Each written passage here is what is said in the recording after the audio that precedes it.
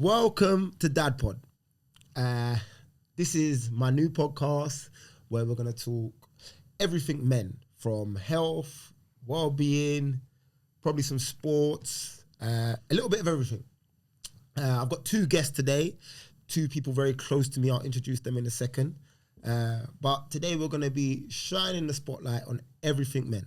Fatherhood. We're going to talk our highs and our lows. We're going to introduce ourselves, be pretty vulnerable. We're just going to create a space to try and solve the everyday man's problems. That's what DadPod's going to be about, you know. I'm a little bit nervous. I'm going to introduce the two. I'll introduce the guy to me on my left first, Chiro Donadeo. I'm predicting him to be the stiffest out of us today. You know? He's a little bit PC. He works in the school system, so he tries never to say anything too bad. But he's a good guy. I've known him for the best part of like 15 years now. Chiro, introduce yourself, bro. Yes, I'm going to take the cap off today. I'm going to take the safety cap off. Chiro Donadeo. That sounded mad regimented, but yeah. In regards to what I do, or just in general? However you want to introduce yourself, bro. Take the cap off. Take the cap off. Chiro Donadeo. Yeah, let's take the cap off. Nah, joking. Coach, I help the overstretched man, burnt out man, obsession of providing, bypassing himself. Also have my own business in sports and mentoring where I help kids. I've been doing that since I was about 16, 17 and built my business off that. Father of two to my beautiful children, Lucci and Bella. Just want to better myself, you know, and that is a big part of my journey, man. But you'll get to know me a bit more, but that's a little bit more. I'm not even know, where do I look when I'm doing it? But yeah, that's a bit of me. This is a new space for us. Anyone that sees us like scouring across the room, you know, this is a new space for us. So, next guy up is my brother, Thomas Scannell, you know, known him for the best part of 39 years. Helps hundreds of people every week. Tom, introduce yourself, bro. How we doing, guys? Thomas Scannell, fitness enthusiast, childcare specialist, father of many, husband, brother, just your everyday man. Fitness enthusiast here, T. I enjoy fitness. Yeah, I'm not specialist. I enjoy fitness. I love it. So, like, what I want to drive home is that I think we're not trying to come on here like some billionaires or millionaires trying to give you life biohacks on how to escape poverty. We're more so talking to the everyday man, I reckon. Yeah. Right? Yep. On how to like optimize or thrive in everyday situations, and also speak about where we was and how we've overcome or how we're still there. Yeah. So yeah, what I kind of did last week, I put out a question to my Instagram feed and I got some questions. It'd be impossible to go through all the questions, but I've kind of generalized the theme of the questions. And I'm going to fire them at you and I'm going to answer them myself, but we're going to see where it goes. So what a question to start off with, to trigger the day with. What is the biggest problem that you see us fathers suffer with? Want to go? Do I want to go? No, you can go first. Cool. One of the biggest ones, and I've fallen into it, and I see it a lot with the men I help.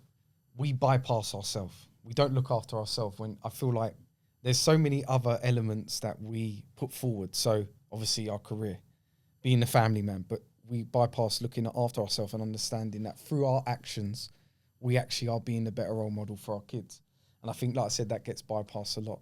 And we use it as an excuse. Oh, my kids, our work. And I would say that's one of the biggest problems I've struggled with, and a lot of men I help.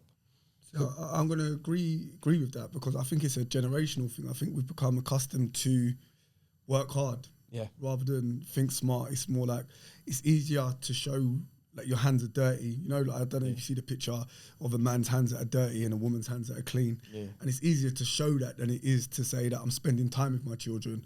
No, I'm going to graft 18 hours a day and spend no time with my children. It's just a lot easier to do that. So, but how do you, so let's be like practical here, right? How does that apply to the everyday man that's currently struggling in this economy? Like how does he do that? Like house prices are going up, rent's going up. Explain that. Let's make it practical. Yeah, it's practical. You're right. Explain what do you mean making it practical? So you're saying spend more time with your children. The job he has requires him to leave his house, get on public transport, get into the city for 8 a.m. and he finishes at a similar time in the evening.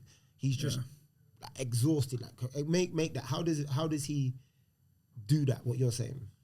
So I would say obviously work-wise that's very dependent. So if that's your job title, then you need to do that, and the bills you've accumulated means you have to do that. But then that would be more present when you're allowed to be home.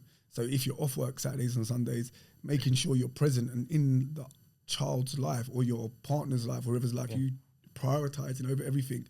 Don't be somebody that when you are free, you're on your phone 24/7 or you're drinking. I think that's a big thing that Chero brings up a lot of the time as well.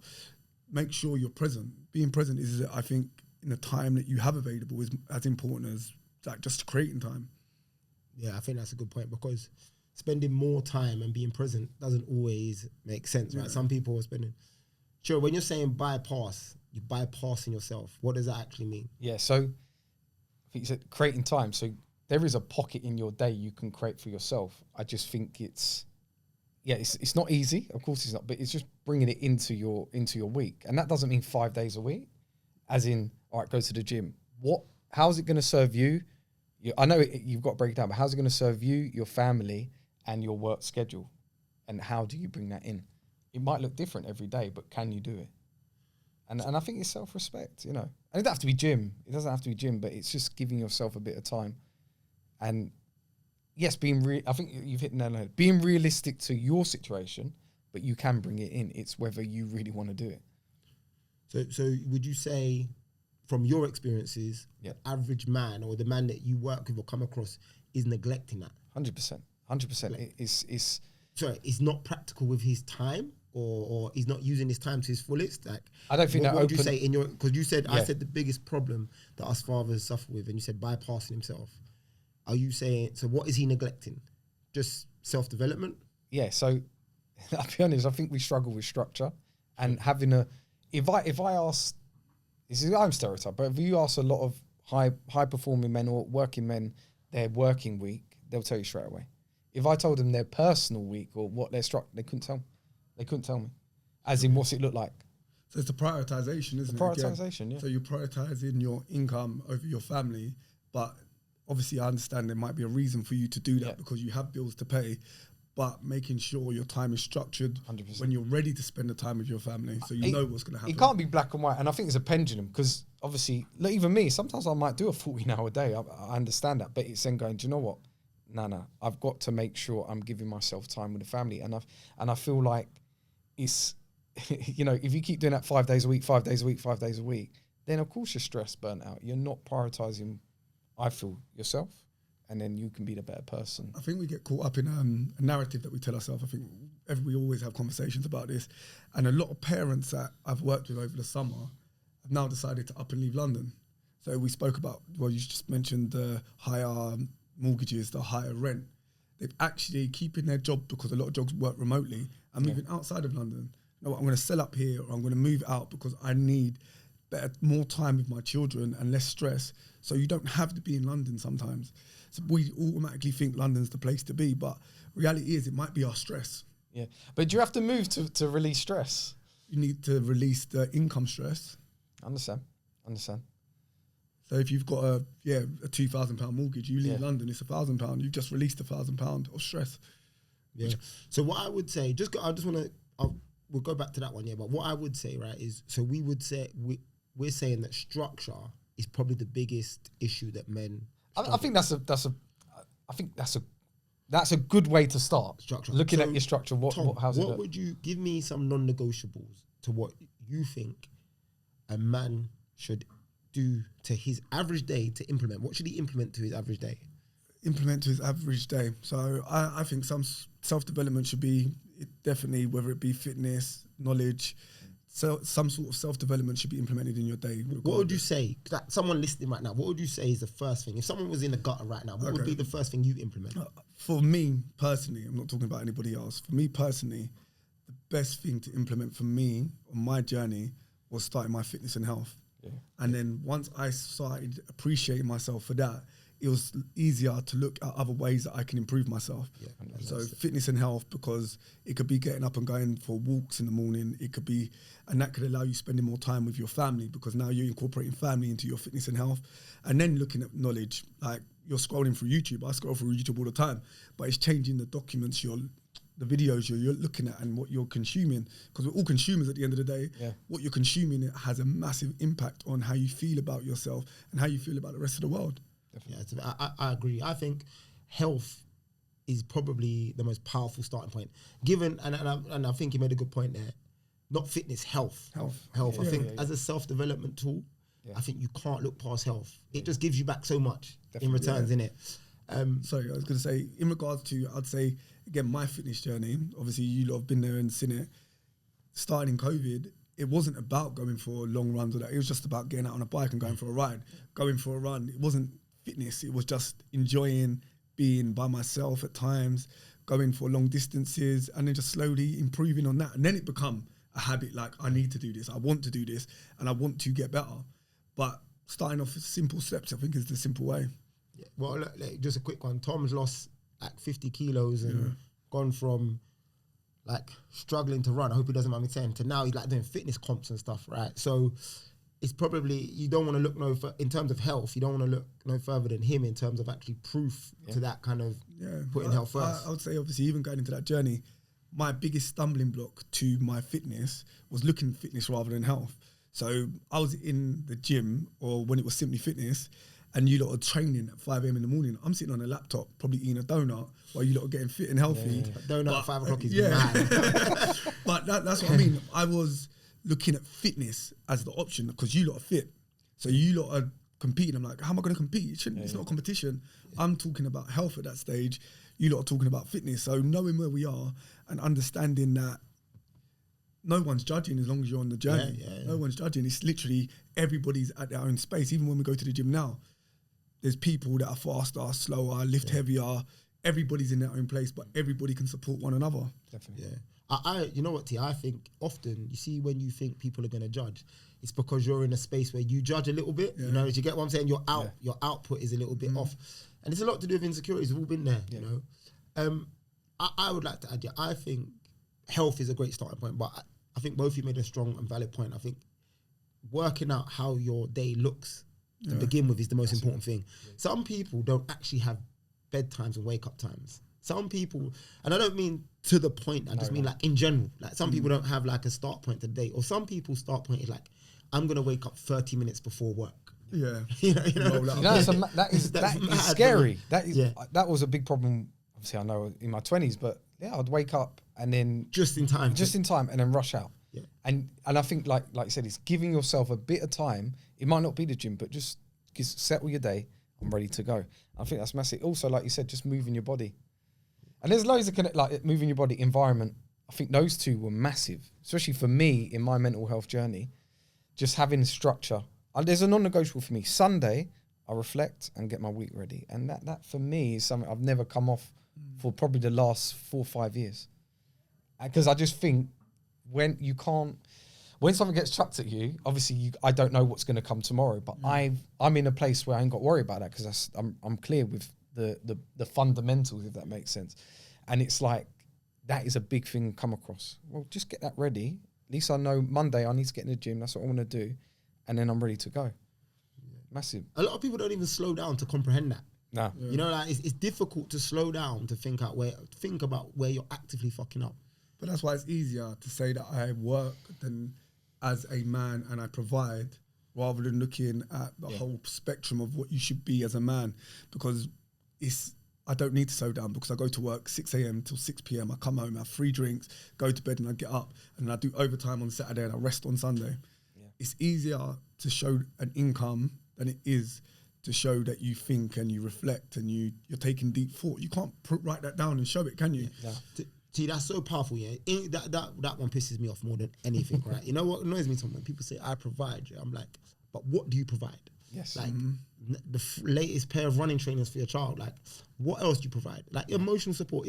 Have you built a strong enough relationship, to be able to provide your child with the emotional support when they come back from school and say they're being bullied? Or do they feel disconnected from you? Do you want your child to have the same relationship with their children as you have with your child? Exactly. That's a deep thinking practice, because, like I said, it's generational that men provide. But has anybody been happy with the parenting that they've ever had? I talked to so many people, and no one's really said, "No, my parents were really good," or "My parents really tried."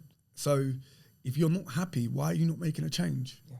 You know what? That's a great point. But I was speaking to someone the other day. You know, this guy, I won't say his name. We both know him. He comes to the gym. When I talk about him, you're gonna recognize what I'm talking about. He does a lot of running, and his dad goes to the gym that we used to go to, and his brother. Yeah, and the way he spoke about his dad, I was like, wow, because his dad does what he does. So this boy, like he's about to run 100k or something, and he's phoned me like, the way he's speaking about his dad, I'm like, what? But I do think like that generational thing and stuff like that taps a lot into like classes, you know, like because I think his dad was got himself into a position where, you know, the way he speaks about his family, I'm like, where like I feel like a lot of the times the conversations I had over there, like there's a disconnect, you know, between parents and. You said something the other day because obviously I want to do ultra running now, and it was about the time and money that it costs to buy into that sport in the first place, and it did make me think like, obviously to have that time and that money might mean I have that time and that money to now be involved in my children's life. So it's like it's a buy-in. Like, you know what? How much free time do you have? I've got enough time to run 4 or 5 hours a week. So that means I've probably got enough time to have 4 or 5 hours for my children. I've got enough finances not only to run, but to invest in my children. And it's like, okay, so the buying point is middle class or higher middle class. Yeah. So at what point, when you're on a low income, I'm not saying the people, because I don't know how many people I know at that level, right?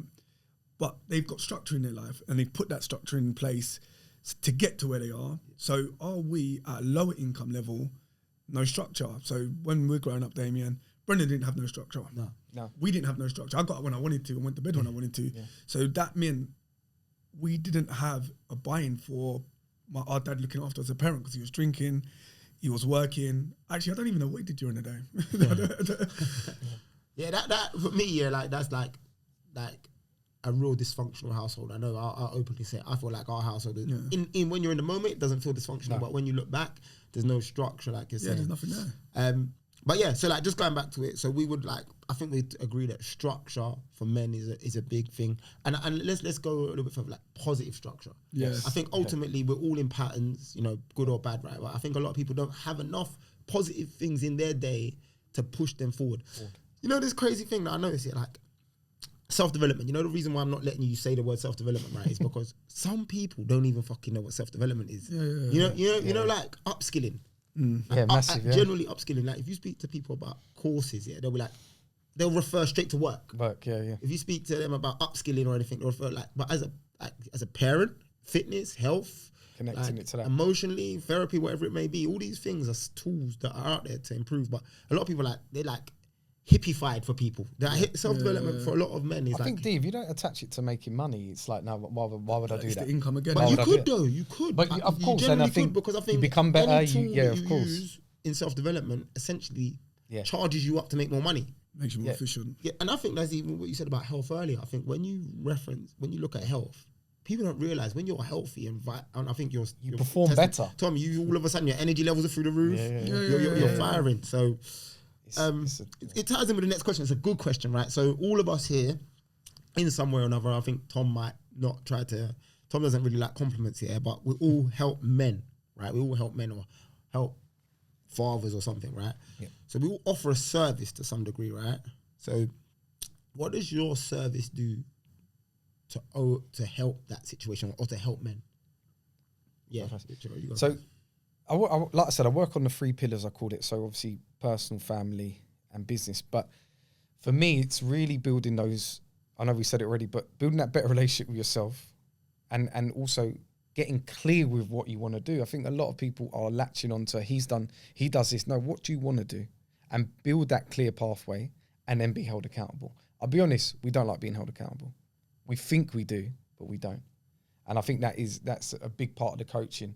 I've been coaching for a little while. I've been coached, and I realised when you give all the tools and all these things, you could take it on, but really it's action. And if someone's getting caught up on the why too much, it's because of this, and you never take action. So for me, it's really building a better relationship with yourself.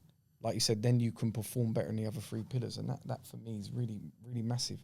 And I think I always look at it, I always ask, what's your relationship with health? What's your environment, which is really, really massive? And also, where do you want to go with this? I think that's massive.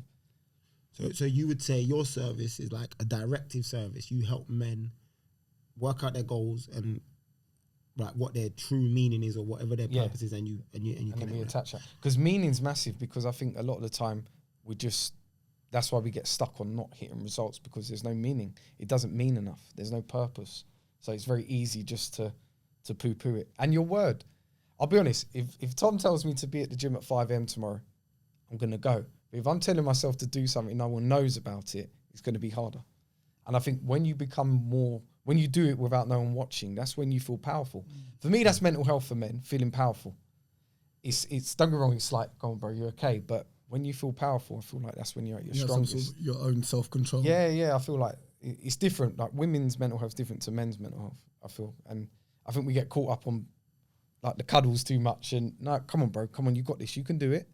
And for me, that was a big part of my mental health journey. I actually started to feel powerful, man. I felt like, I can do this. I've got this. But it was being around other people that were powerful, I felt. Yeah. So you think men need to feel powerful? Is that what you're saying? Men need to feel powerful. Yeah. Tom, what about you? What is your, what do you do? How do you help men? How do you serve men? So obviously in multiple ways. Number one, in the childcare facility, I feel like I serve men or future women as well, by offering role models in spaces where you wouldn't necessarily find male role models. Yeah, so the childcare service is predominantly female based. My childcare, especially over the summer, I think we're like 75% men, 25 to obviously my age, 41 this year. And even though none of us are perfect, we're all aspiring role models. I feel everyone comes with something in their own package and there's a different angle for a child to look up to. In regards to my personal space, I feel I operate a men's cave, which is a safe space, don't like the word, but a safe space for men. Why don't you like the word? This guy is always not liking words. Why don't you like words? You don't like buzzwords? Any buzzword. It's a buzzword, isn't it? Can't use I'm going to pull you up on your next buzzword. What about non-judgmental too? I can't, forget that. Let's all judge. Let's all judge. We all free judge. To judge. I'm going to pull you up on your buzzwords. When you drop one. Once a word becomes too popular. It's not cool. Mainstream. But sorry. Yeah, men's cave, where we have a WhatsApp group with 163 men. We have a general conversation, we have a fitness conversation, and different environments that we're going to have parenting, coaching going on in there. It's a free space at the moment where we hope to start offering premium courses and stuff. We have a Wednesday meet where, again, safe space for men to talk. But again, you don't have to come there to talk. I do enough talking as it is. I feel like it's important for men to hear other men's perspectives. Yeah. So you don't have to talk. I can say how I feel, and again, you can say what you're saying. I'm going to make judgment on it because it isn't. I am going to make a judgment of it, but I'm happy to hear everyone else's perspective. It's not a fight. It's not a disagreement. It's not an argument. But I'm there to learn, and we now created a space where people can learn from each other. Whether you disagree or not agree, we can openly learn what other people have got to say. You know that I hear it a lot, and I think even before I started coaching, I was like, all you got to do is just talk. That's going to help. And I think to a certain level, but I think you got to be told sometimes. You got to be told. You got to listen. I'll be honest. My man to the right, he's brilliant at it, and I think it's important sometimes. No, bro, just fucking, you got to go and do it, And I think that's really important. And I know there's steps and there's stages, but there's only so much of the why. I think that's where self-development has gone, where it's such a big industry now, right? Or it's always been. I think like it becomes more popular, mainstream, more buzzwords and stuff like that, and people avoid the hard work. They want to read a book and know the same thing that the coach is doing, and they want to be at that stage. I think a lot of people avoiding hard work, and I think men. Thomas said something earlier that I think men want to glorify working hard, but not focus on hard work. I think if you're really on a self-development journey, you want to look at the hardest thing that you need to do and spend more time on it than not. And like you said, it's a breakdown, is it? You don't go straight to the heart. It's the goal is there, but I think it's that process of learning. Actually, okay, I'm here now and I'm moving on. Real education is being able to repeat the same thing again. So I've lost weight. If I put on weight again, would I know the steps now to take me back there? Yeah. Or would I have to call Damien or someone else to take me through that step? Yeah. I'm not saying I wouldn't need the motivation and the support to get there, but if you're going to be good at something, you're going to have to learn the process. You're going to have to learn the steps that it takes to get from A to B. Yeah, but why can't part of the process is always accepting it's a process? Like, there's never an end. No, that's what I think. I think one of the big things is, especially working with a lot of men in weight loss, I think a lot of men think, like, there's going to be a point where I'm at the end. Like, how about there's not? How about there's not? I think that's the biggest struggle. It's knowing that it never ends. And I think that's also exciting. Yeah, it's exciting. Like everyone you go running with, like, obviously I was at that stage where Chero was running with me and I couldn't talk to him and he's talking.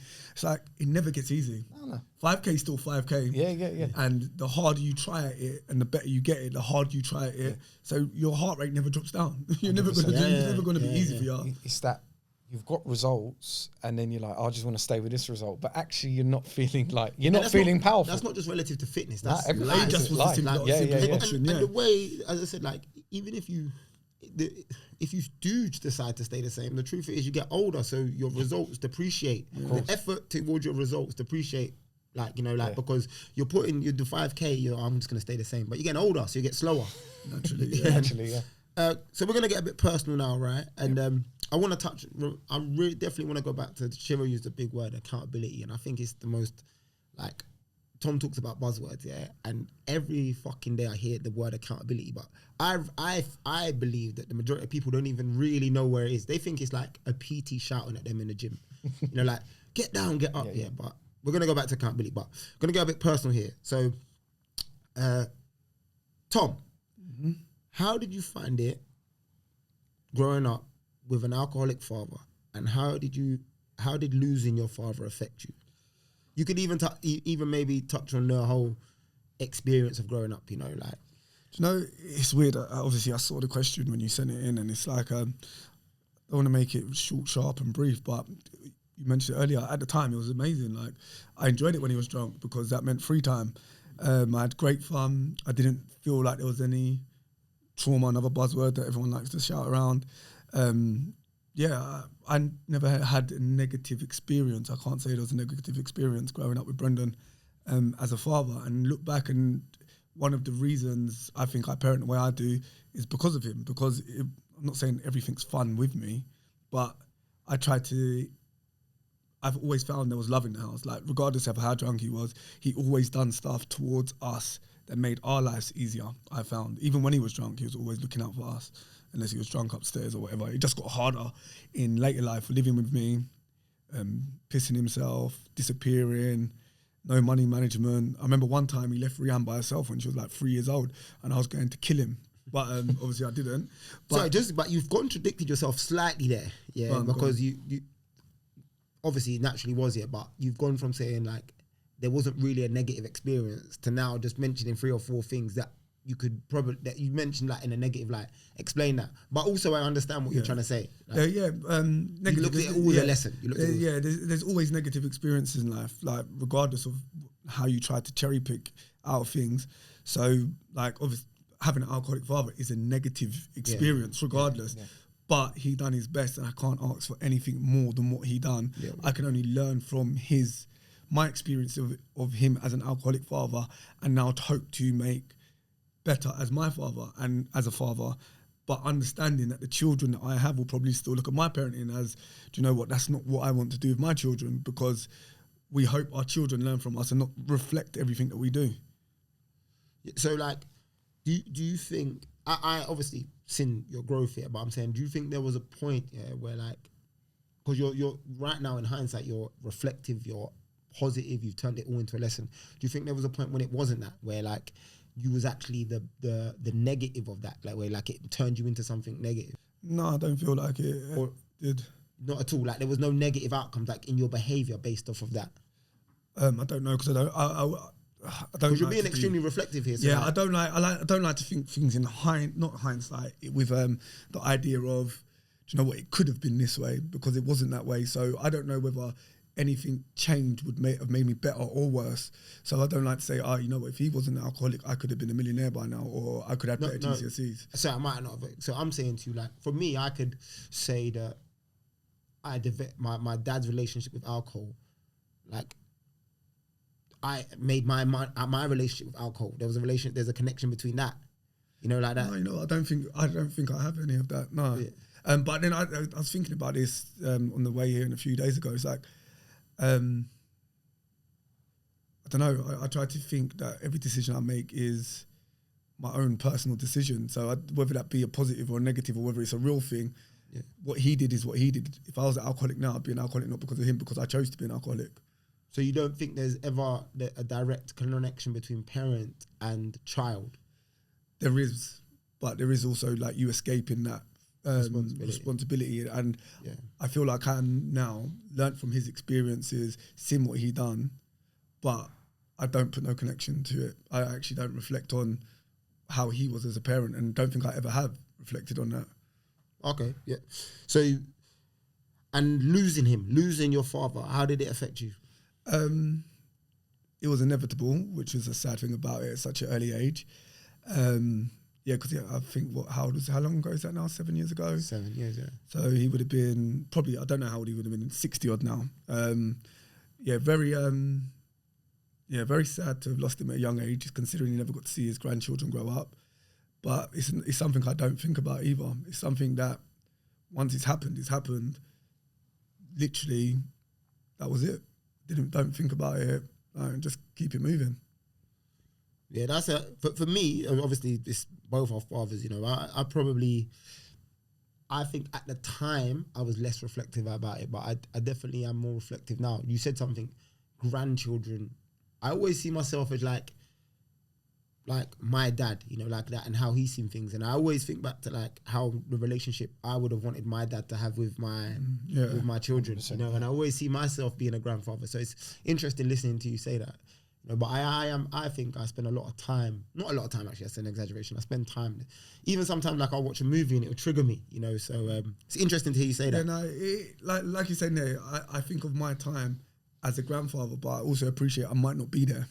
So it's a weird thing. So I don't, even with our mother and everything like that, it's like once, I don't know, again, it could be a protective thing that I put in place, but once you're gone, and it's like you can't look back at it. And obviously I would like him to have been there and the grandma to have been there, but so would you shut the door on that emotion, do you feel? What emotion was there? To your dad passing, all that? No, it was upsetting. It's still upsetting now that he's passed. And I appreciate the emotion, but it was inevitable and it can't be changed. Yeah. Chiro, similar question. So Chiro, you lost your mum. What about yourself? I think. How did it affect you? So obviously my upbringing was a bit, obviously, as we know, it's very different, as in same thing, love. It just looked a bit different, you know, but in terms of affecting me, at the time I was going through a lot of mental health struggles, and there was a positive light from it where I realised I was very grateful for life, because obviously I lost my mum. But going through that emotion, losing my mum, it was like, to this day, obviously it still hurts me, but at that moment I felt very lost. And that was on a basis of my mum done everything for me till I was about 27, and I'm not going to lie. I lived at home. She done the cooking. She done the cleaning. If I fucking said wipe my arse, she probably would. You know, it was like that. And I think I was scared. That was the first emotion when my mum died. I was like, what am I going to do here? I was a boy. I was a man child. So that independent, you know, life I never had, you know, and I think that put me into going on this self-development journey, and that was a positive out of a negative. But the first feeling, I'll be honest, was scared, lost. Like, what am I going to do here? Like, I was shitting myself, honestly. I remember I called up my sister. I was like, look, can you come do the shop with me? I've got to buy food in the house. I've never done a shop, and And yeah, it was At what age was that? 27. 27, never done a shop? Like a proper shop in the house. So that was more to do with you being alone sort of thing now. Like, I don't know. Yeah. And the dependent of what I thought a woman would be, like that's what women do. So even like in relationship, like, I used to get a woman that does like everything my mum does. Yeah. So proper man-child. But obviously at that moment, it brought me a bit of fire. Do you remember? I remember that chat we had the day my mum passed. She's like, look, I was on a journey already, but he was like, come on, you can't let this define you. Do you remember that? I don't know if you remember. And I was like, dang, in my head, I'm like, not now, bro, come on. But yeah, I get it. And I think in a bad way, in a negative light. And you just touched on it. Two people, like there's two brothers gone similar routes, but there's two brothers that saw their dad get drunk and they went down that route, and it can happen, can't it? And I think, unfortunately, and he's on us, and I was like, do you know what?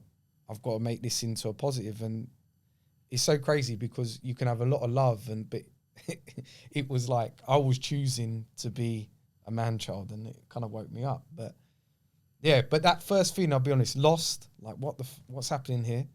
What's going to happen? Like, I'm shitting myself. That was the first feeling. I think, obviously, my reading the text message wrong yesterday led to some confusion. And it's like, I think we neglect, as I said to the messaging Dame yesterday, we neglect people that we really appreciate and care for when they're still here. So it isn't until they're gone that we start thinking, what am I going to do here without them? Yeah. Just for the record, I said, Tom, an incident happened, and I said to Thomas, someone passed out. Then he sent me some emotional messages about, sorry to hear about it. He thought he said passed away. this fucking idiot was messaging me, thought they passed. I told him to go back and read all his WhatsApps just in case, he made that same mistake. But I would say, I would like, it's not to disagree. I would be different from Tom. So Tom, like, imagine this year. So even with my kids, right, I reflected and I realized I never hugged Brendan. I never hugged my dad, And in my head, I was thinking, even imagining it, I don't know if I imagined it to the point I was physically there and I was like, I couldn't imagine leaning into my dad and doing this. And then I was like, I would never want my children to feel like, I'm not saying I'm going to hug my children. Call you by your first name. Yeah. I used to call my dad his first name, and it felt comfortable. And then I started positioning myself like in all these scenarios and I was like, I don't want that. I like my 11-year-old boy, like, he'll come and just jump on my lap, and we'll just chat and like he'll put his head in my lap. I can't remember that with Brendan. I genuinely can't remember that. But I want it. I want it. I want that kind of like. So when I think back to it, and my dad's relationship and that, and I agree with you. I think he gave absolutely everything. Yeah, there's so many times, and to this day, I still reflect on moments, and I'm like, I would have wanted things differently, 100%. But again, like, he tried his best. Oh, good question. Your lowest point and your way out. And I think this is a good one. And I think I don't want you to try and be PC. I want you to think your lowest point and your way out. All right. My lowest point. I remember I went out in West End and got beaten. Do you remember I got beaten up? Smacked up. Trying to be a hero and got drunk and got beaten up. Was there one of them stories you fought like 50 guys, weren't it? I wish. I think I did. I think I got beaten up by one person. A couple of girls. That's good, mate. And I remember I remember my mum and dad and my sisters went away, and I was lying in their bed. That's what we talk about, man-child. And I just literally was crying, man. I was just crying. And I was taking Cocodamol tablets to sleep, and I was in a bad place. And I thought, nah, I don't want to be here anymore. And then thoughts were leading up, but it was there. I was so embarrassed. I remember I had this thought in my head. Is it on camera? Oh my God. Like, what's going to happen? And I was just shitting myself, man. And I was really in a bad place. I'd say that was my lowest place ever. I would definitely say that was a low point, 100%. What about your way out? What was like, and from a place of steps, like what was the steps? Was there a bit of luck or I don't know? What would you say? The way out was, I remember we had a chat, and I remember I was, to be honest, I just cried really. He just listened, and I think it was the first time someone knew what I was going through. But there was leads. I remember I tried to go to the priest in my local church. I wanted to talk to him and tell him what happened. Obviously, it wasn't met with, it was just met with, look, you're going to be okay. There was leads up to that, and then I just cried, and then, we had a chat, and I know, like, what was it? I weren't sure what it was. The feeling was there. And then, I felt like that was a triggering moment. I'm like, I've got to start sorting this out. So just to add more context, it wasn't because you got beaten up. That was just the lowest point. That was the lowest point. What was all the other things? Like, There was a lot of like self-esteem problems with me. And I'll be honest, I didn't feel like a man. That was my big problem. Like, there was a lot of like. What was that though? Why didn't you feel like a man? You're the one that was, you just bragged about being a man-child. Your mum was wiping your bum. So like, what was it? I just didn't want to take any responsibility of anything. So like, I went clear with where I was going in life. I was blaming a lot of people instead of taking action and saying it was me.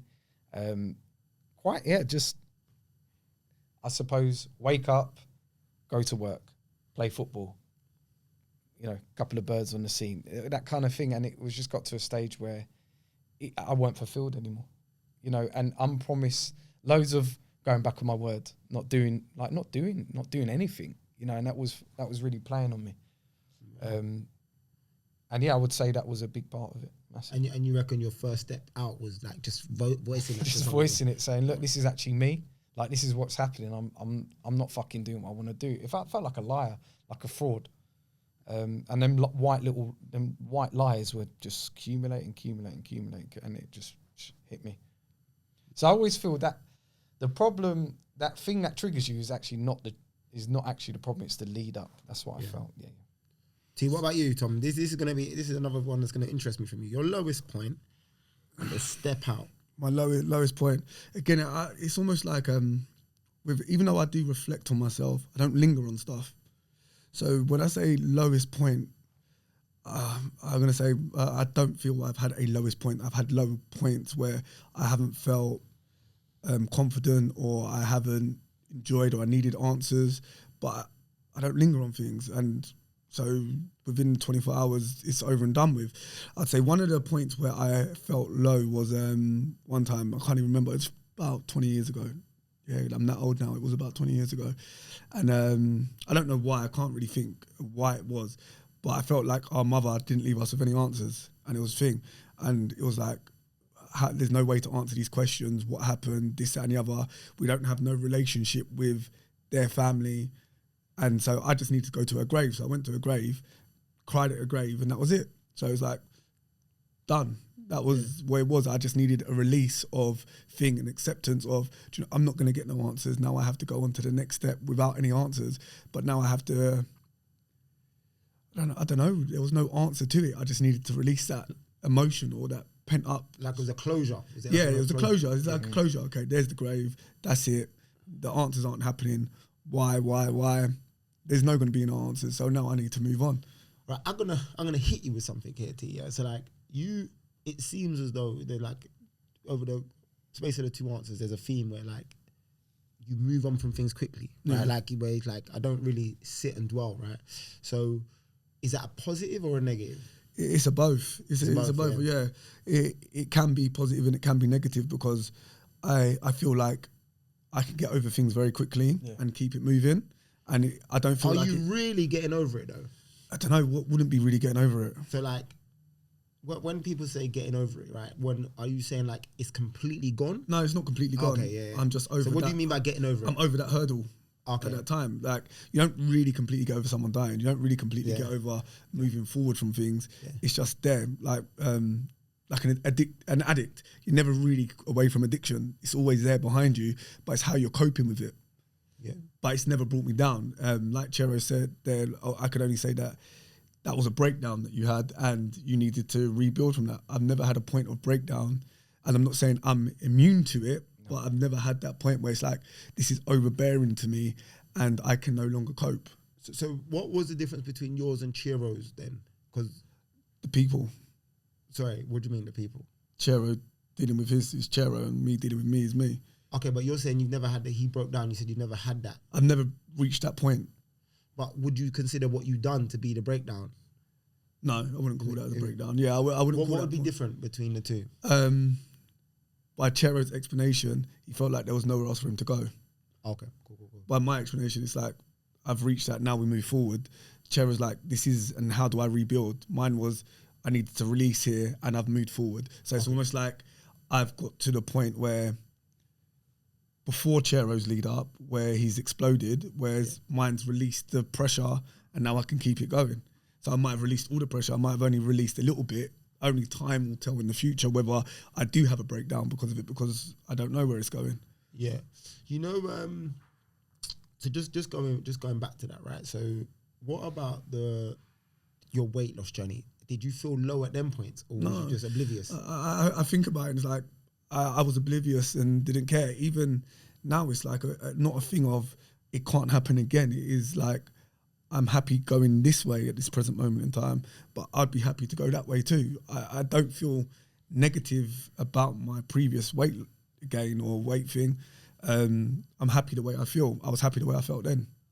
Yeah, so for me, that's super interesting, right? Because for me, like, weight loss isn't just about me; it's like a standard as well. So for me, when you say that, yeah, it's not about happiness; it's about a standard. You know, Chira mentioned earlier. He said, meaning, and purpose. Yeah. So like, when I think of, sorry, not just weight, sorry, health. Yeah. So obviously, in that particular instance, we're talking about weight, but health for me is like a standard, yeah, because it's not just about happiness; it's about how I see things, you know, in terms of like, just like performance, in terms of how comfortable you feel looking at yourself. And even family. So I'd say that, so we were saying, I'm sorry to cut you, that is that bypass a lot of fathers than us do. Like that there. Yeah. There's like a consciousness, like, and I think it sits different because some people might think I'm talking about abs here, and like running. I'm just talking about self-respect and well-being, and I know again that is even you have a version of self-respect, and so like is when you say like going one way and being happy and being happy, yeah. I think when I think of that, I think in my head like, cool. It's not potentially about me being happy here. It's about what is best. What is best for me. Yeah, I'm going to take back because I don't think life is about being happy. Number one, straight up. Life is not about being happy. Life is about pleasure. It's about pleasure. Overcoming. It's about sacrifice if you need to sacrifice. It's about getting what needs to be done. But as we've discussed, getting what needs to be done, but prioritizing what needs to be done and making sure it equates to your standard. So like you said there, but that's something I didn't have then, so I didn't feel bad then. Yeah, your consciousness, you have to be aware. You have to be aware. So when we're talking about where I am in phases of life, if I was obese and unhappy, I'd have to do something about it. But if I was obese and comfortable and okay with it, then it would be different. Back then, I didn't care about fitness. I didn't really care about health. I wasn't thinking about heart attacks. I wasn't thinking about what needs to be done in a way, because I was there doing some shit work that didn't need to be done because that's what I thought would needed to be done. But with knowledge, education, being around the right people, that in your head changes and reflects on things. Yeah. Because now you know that, okay, again, if I wanted to be obese, I would. But I don't want to be obese because that is always an option. Yeah. So what option do I want now? I want the option that I'm educated to know is not only better for me, but better for my children long term and better for anybody around me. Because if you want to serve a community, being a worse version of yourself is not serving the community in the right way. Absolutely. So I think that's leadership. So Tom, I think you say you don't like the word legacy, another buzzword. You know, we should make a list of on this. But I love the word legacy because I don't see it necessarily in the house I leave, Sky, Crew and Rogue. I don't see it in the bank. It is part of it, but I see it in like my behaviors. I see it in my behaviors. I think you said something earlier. I don't know if you meant it this way. I think we are contributors to our children's future. I think what we do, you see, like for example, if you speak Chinese in front of your children, they're gonna speak Chinese. You know, if everyone in your house is slim and all the cupboards only consist of healthy food, they're not gonna go and eat. Likeliness is they're not. The likeliness is they're gonna eat that. I don't think it guarantees them being healthy. I just think it heightens the chances of them making better decisions. Right? And for me, that's legacy. My legacy is the impact that I have on my children. Let me leave them with something. Yeah, and I just think it's crazy to see the other way. So, and I think a lot of Tom, you said something fantastic. I think there he said, just being conscious to it is a fucking massive feat. It's hard to be conscious. It's hard to get home from work or get home and think, hold on, I'm smoking in front of my kids. They're gonna this. Do you see the statistics? Right, I was gonna actually bring a ChatGPT laptop. Do you see the statistics? Yeah, of the chances if you smoke and how much it increases your children. Obesity. Do you see the statistics? Of Drinking. You're drinking alcohol, So I'm like, hold on a second. If it works going that way negative, surely it works going the other way. So what you said there, Tom, once you become conscious to the fact of your actions and the consequences, if you don't act, and I think this is where a lot of mental health comes from, if you do not act on it, that's where it becomes a burden. If you're obese and you're aware of the consequences of obese on you and the people around you, that's when you become really unhappy. See, discipline, like motivation is good because like it gets you going sometimes. You know, like I was listening to Eric Thomas, that how bad do you want it thing. That is really good. But it's the days when you don't have that playing in that. That's when it gets hard. It's the days when, do you know what? I could eat 4 McDonald's. They're the real hard days. It's easy. It's easy. Like you said it, Cherry said it before. It's easy to do it when I'm sitting with you lot. Yeah. That's the easiest part. What's hard is to go home or to go out to be around somebody else that isn't you lot and like say, you know what? I don't need to get drunk. I don't need to eat this. I can consume what needs to be consumed, especially when you're around, say, your children who will consume more. Like the hard part of life is being disciplined when things are hard. But you know what? That's a great point. But it's also coming from being someone. So like, you see, when you're in that environment, discipline is, who am I? Like, I don't do that. Like, I don't care what you're doing. And I think that's a tough thing because like the pressures, like, I'm only on 2,500 calories a day. Come down the pub, 4 beers is 800 calories. All of a sudden, then you're scrambling, but it's fun. And I think fun's oversold. Like when we talk about fun, I think people pick fun over progress. Way too often. It's the materialistic world that we live in. And again, there's nothing wrong with it once you know who you are and what you're trying to manage. Me and Cherry had a conversation about a car the other day, and I get caught up into buying a new car like every other day. And it's like, then I have to go back to, do I need a car? And what is it? Do I need the stress? Do I need this? And you know what? I'm able to live the lifestyle that I do because I reduce the amount of stresses outside of me. So getting a car that is going to cost me more is now going to add a stress onto it. Do I want that stress? Overcomplicate things. Yeah. Do I want that stress? Do I want to have to do overtime? Do I want to have to work nights? Do I want to? If the answer is no, then I don't get that. See, so just go back. We've got to come to an end. Just go back. I think that's the biggest problem. People have already overcommitted to all these things, right? When they try to slow down, it's like, but I've got a credit card. But who told you to get new teeth in Turkey? Yeah, that's it. That's what I've got a loan out. But who told you to get a new hairline in Turkey? Who the fuck told you to spend 10 days in Dubai in a 5-star? Oh man, I just want to live like. Well, cool, you can, but just get control of. Yeah, I know. So I know you said we're finishing soon, but maybe it could be another topic. I believe, and this is not going to be PC-ish, that all that aesthetic shit, all that surgery is mental health. I fully believe, unless it's some sort of medical treatment that's needed, Tom's about to full on mental health. War, boy. Full on, like, why are we not questioning? Like, we should. I'm here for it, T. I'm here for it. I'm here for it. Listen, man, you see, no, you're right. We could go way off into this one. Obviously, we've only got a short piece of time, but I agree, Tom. I genuinely think, right, if you are, especially people that are low on finances and they're flying out 5 hours to get a new hairline. And they're getting themselves in debt for it. I'm like, you lot said something, standards. Who created the standard you're trying to live at? Who created the hairline that you wanted? Who created the teeth that you wanted? None of it's natural. Tom, you don't want to go gym. But you don't want to go gym. You don't want to fucking have a salad. But listen, boys, we're going to come to an end here. It's a good one. First episode, so forgive us if we're going to build momentum. As I said, I'm going to float between having these two as my main guests and there some newbies on. So we're going to leave with what needs to change. I think Tom just hit one there. Tom's about to get the comment section flowing, but what needs to change amongst us men? Give me something. Be juicy. Don't be PC. Tom, you've got one. You might as well carry on with your theme. You just fucking, you're just about to lose some kids at your. Do you know what it's weird? Number one, I do think that we need to concentrate more on ourselves. And I say it in the men's group all the time, and I say it might come across as selfish that I don't put my children first, because I feel like me concentrating on me being the best version of myself, I'm consciously aware of them, so me being better makes them better. So we need to stop blaming everyone else for our problems and concentrate on how we can be better. Stop focusing on the external as who we are and create who we want to be. Yeah, there's a narrative, and then what is a man? Like, that's the stupidest question ever. Like, you define who you want to be as a man, and stop waiting for other people to tell you. All right, so Tom was about 45 seconds too long. Sorry, guys. Sorry. Coming to an end. Jiro. He took my free. Jiro, just need a quick punchy. What needs to change? You kind of took Tom, you kill me. No, you didn't kill.